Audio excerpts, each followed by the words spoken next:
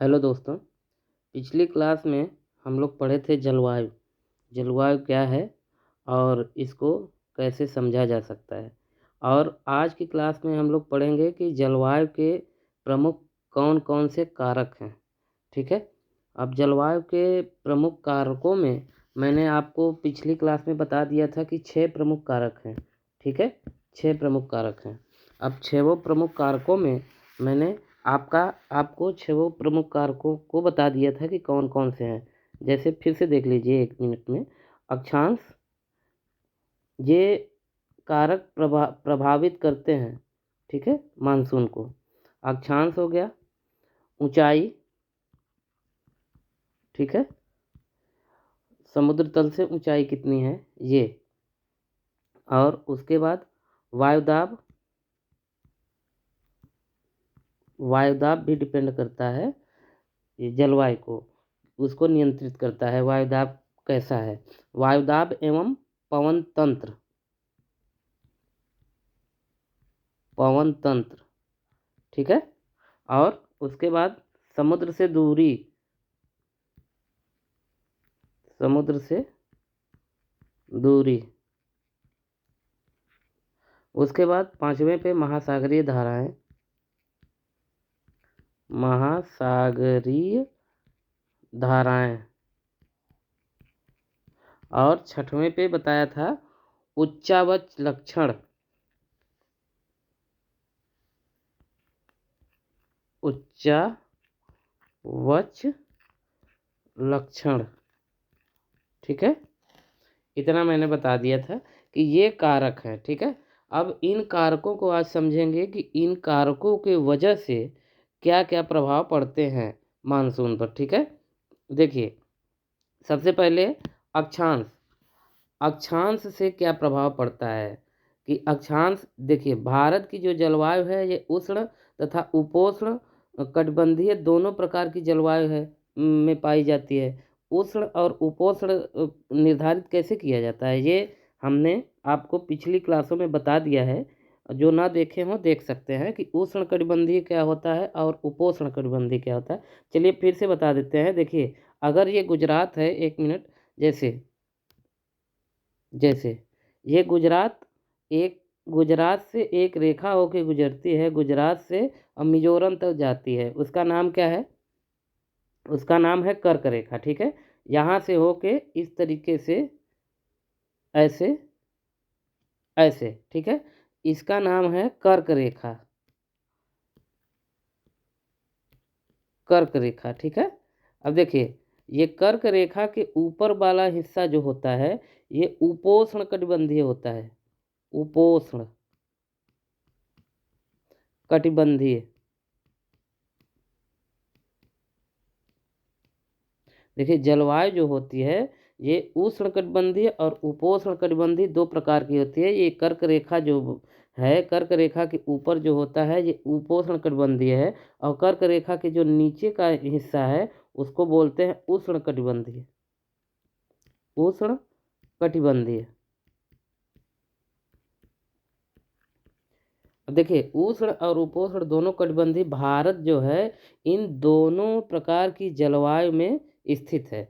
भारत के बीचों बीच लगभग ये कर्क रेखा गुजरी है।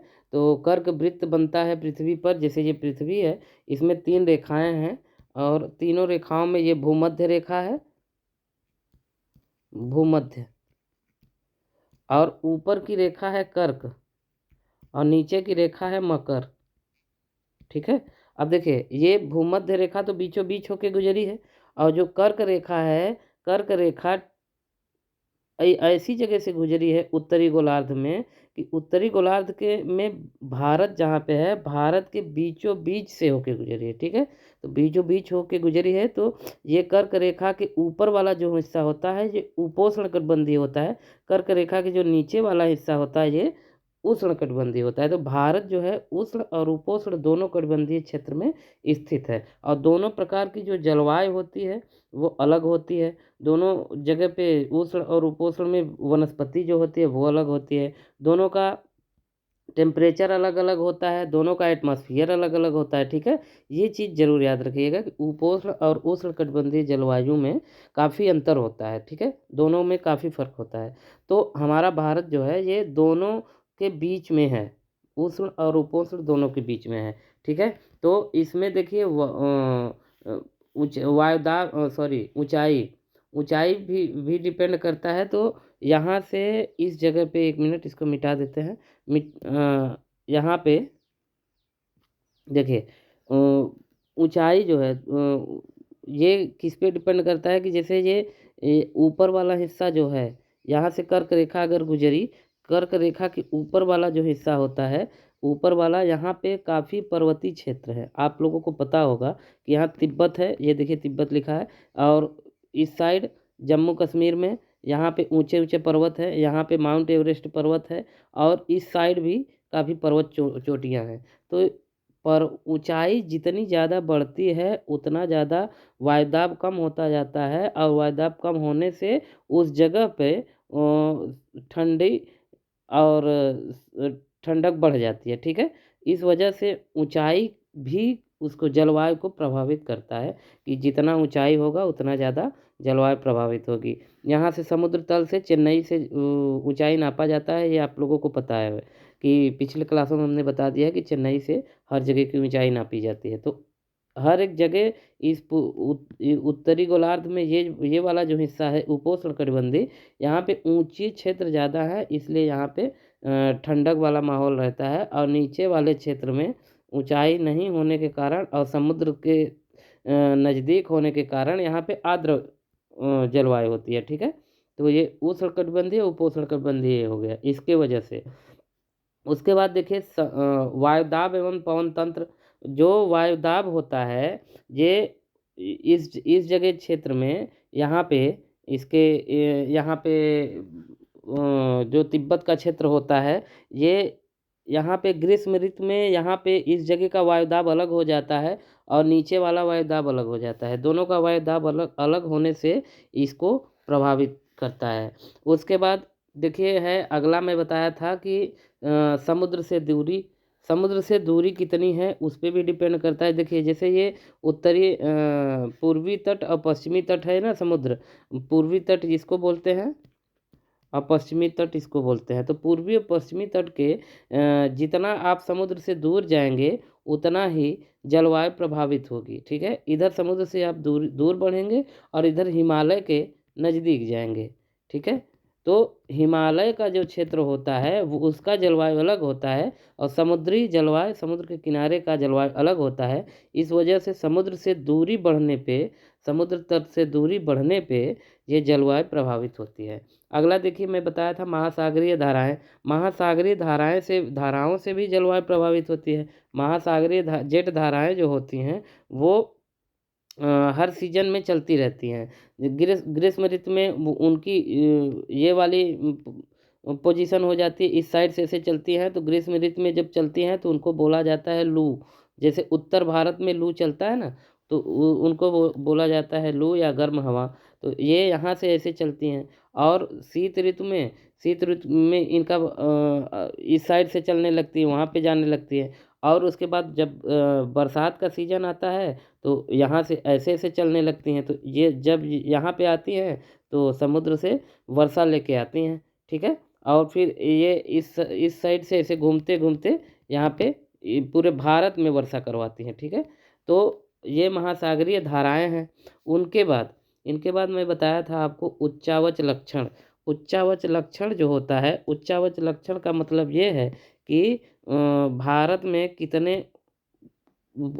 कितने कौन कौन से क्षेत्र ऐसे हैं जो कि या तो पूरी दुनिया में कौन से क्षेत्र ऐसे हैं जिनकी ऊंचाई कहाँ पे कितनी है, ठीक है। तो ये सब ऊंचाई पे भी डिपेंड करता है मानसून। हर एक जगह मानसून ऊंचाई के साथ परिवर्तित होता रहता है, ठीक है।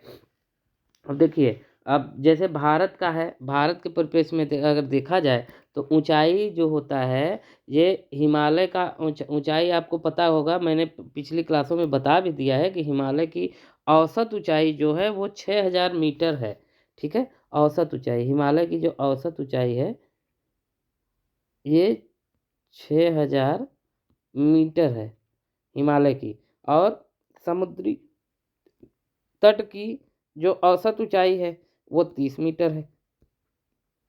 ठीक है, समुद्री तट की औसत ऊंचाई 30 मीटर है और हिमालय की औसत ऊंचाई 6000 मीटर है। यहाँ पे 6000 औसत ऊंचाई नापा गया है। तो 6000, और सबसे ऊंचा पर्वत का ऊंचाई कितना है ये आप लोग कमेंट बॉक्स में कमेंट करिए कि कितना सबसे ज़्यादा ऊंचा पर्वत जो है पूरे विश्व का वो कहाँ पर स्थित है और उसकी ऊंचाई कितनी है। ठीक है, अब देखिए ये जब ऊंचाई है यहाँ पे इतना ज़्यादा, तो मध्य एशिया से आने वाली ठंडी हवाओं का भारतीय महाद्वीप में प्रवेश रोक देता है। ये जो माउंट एवरेस्ट है, पर्वत है, ये पूरा पर्वत हिमालय पर्वत, तो इस साइड से जो हवाएं आती हैं, मध्य एशिया इसको बोलते हैं, उधर वाले हिस्से को, ये वाला जो पूरा हिस्सा है, मध्य एशिया से जितनी भी हवाएं आती हैं उनको, ठंडी हवाएं जो आती हैं साइबेरिया से आती हैं, रूस से आती हैं, तो ये सब हवाओं को हिमालय पर्वत उसी साइड रोक देता है। ठीक है, तो उससे भी जलवायु प्रभावित होती है। देखिए वायुदाब, भारत उच्च व्यापारिक पवनों के वाले क्षेत्र में है, इसलिए यहाँ की वो भी अलग होता है। अब देखिए इसकी प्रक्रिया समझने के लिए, जलवायु को समझने के लिए कई इसके प्रकार दिया गया है, प्रकार को बताया गया है। जैसे ग्रीष्म ऋतु के दिनों में ग्रीष्म ऋतु में अंततः उष्णकटिबंधीय क्षेत्र गंगा के मैदान की ओर खिसक जाता है। जैसे ये उष्णकटिबंधीय क्षेत्र है, ये आपको मैंने पहले ही बता दिया, ये उष्णकटिबंधीय क्षेत्र है, ये उपोष्णकटिबंधीय क्षेत्र है। तो उष्णकटिबंधीय क्षेत्र ये गंगा का क्षेत्र है, ये आपको मैंने बता दिया है, जब नदी तंत्र बताया था तो बता दिया है गंगा का क्षेत्र कहाँ से कहाँ तक पड़ता है। ठीक है, इसका अपवाह तंत्र। तो ये वाला हिस्सा जो है, यहाँ की जो पोजीशन होती है गर्मी के दिनों में, दाब की वजह से, उच्च दाब की वजह से इस साइड खिसक आता है। ठीक है, इस साइड खिसक आने से यहाँ की हवाओं को ये आकर्षित करता है। यहाँ की जब दबाव इस जगह पे खाली हो जाएगा जगह, तो ये हवाएं इस साइड खिसक जाएंगी, तो जब यहाँ पे खिसकेंगी तो ये बरसात लेके आते हैं। ठीक है, देखिए दूसरे पे है कि हिंद महासागर में मेडागास्कर, और एक कारण है कि हिंद महासागर में मेडागास्कर के पूर्व लगभग 20 डिग्री दक्षिणी अक्षांश के ऊपर उच्च दाब वाले क्षेत्र होता है। इस उच्च दाब वाले क्षेत्र की स्थिति एवं तीव्रता भारतीय मानसून को भी प्रभावित करती है। अब देखिए एक मानचित्र आपको चित्र और दिखाते हैं। यहाँ पे दिया गया है कि ये जो मेडागास्कर का क्षेत्र है, ये देखिए यही है मेडागास्कर। ठीक है, तो बोला जा रहा है कि मेडागास्कर के पूर्व लगभग 20 डिग्री अक्षांश पे, इस जगह पे 20 डिग्री अक्षांश पे 20 डिग्री दक्षिणी अक्षांश के ऊपर उच्च दाब वाला क्षेत्र होता है। ये यहाँ पे 20 डिग्री दक्षिणी अक्षांश के ऊपर, यहाँ पे इस जगह पे, ये जगह नहीं है, इस जगह पे उच्च दाब वाला क्षेत्र यहाँ पे होता है। क्षेत्र होने की वजह से यहाँ पे भारतीय मानसून इसके वजह से भी प्रभावित होता है। ठीक है, उसके बाद देखिए अगला पोर्शन है कि ग्रीष्म ऋतु में तिब्बत का पठार बहुत अधिक गर्म हो जाता है। इसके वजह से इसके परिणाम स्वरूप पठार के ऊपर समुद्र तल से लगभग 9 किलोमीटर की ऊंचाई पर तीव्र ऊर्ध्वाधर वायु धाराओं एवं उच्च दाब का निर्माण हो जाता है। ये है तिब्बत ये है देखिए। तो तिब्बत की जगह जो है वहाँ पे ऐसा स्थिति आ जाता है कि 9 किलोमीटर